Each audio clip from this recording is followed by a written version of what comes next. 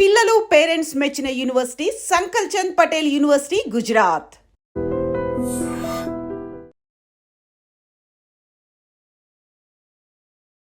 T20 world cup 2026లో ICC చేసిన ఒక పని ఇప్పుడు తీవ్ర చర్చనీయాంశం అవుతుంది.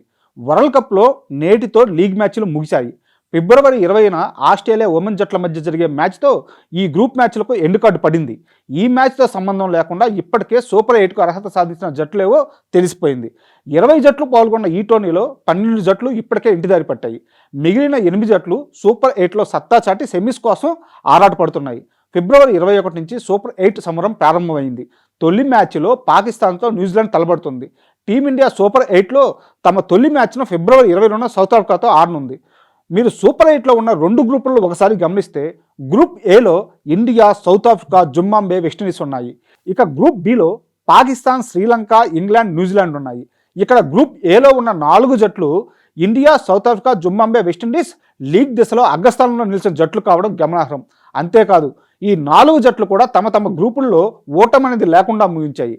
ఇక group below Pakistan, Sri Lanka, England, New Zealand జట్లు లీగ్ స్టేజ్లో 2వ స్థానంలో నిలిచిన జట్లు కావడం విశేషం. గ్రూప్ దశలో బాగా ఆడి టాప్లో నిలిచిన 4 జట్లు ఒకే గ్రూప్లో ఉండడం అన్యాయమని కొంతమంది క్రికెట్ ఫ్యాన్స్ భావిస్తున్నారు.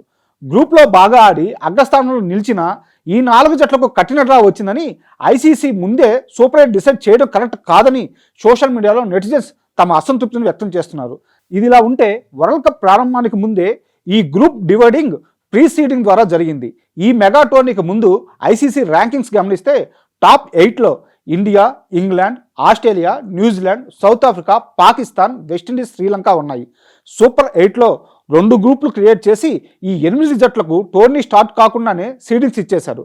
ర్యాంకింగ్ ప్రకారం India, South Africa, Australia, West Indies ఒకే గ్రూప్లో, అదేవిధంగా పాకిస్తాన్, శ్రీలంక, ఇంగ్లాండ్, న్యూజిలాండ్ ఇంకో గ్రూప్లో ఉంచారు. అయితే ఇక్కడ గమనించాల్సిన విషయం ఒకటి ఉంది.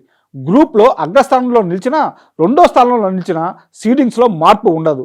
ఉదాహరణకు group below Australia league stage నుంచి టోర్నీ నుంచి నిష్క్రమించింది.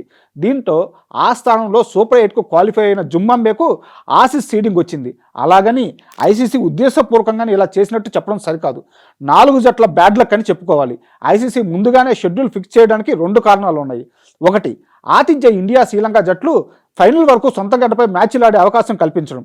రెండోది ఏంటంటే ముందుగానే షెడ్యూల్ ఫిక్స్ చేస్తే వేదికల విషయంలో ఎలాంటి గందరగోళం ఉండకూడదు అనేది ఈ నిర్ణయం తీసుకున్నట్టు తెలుస్తుంది.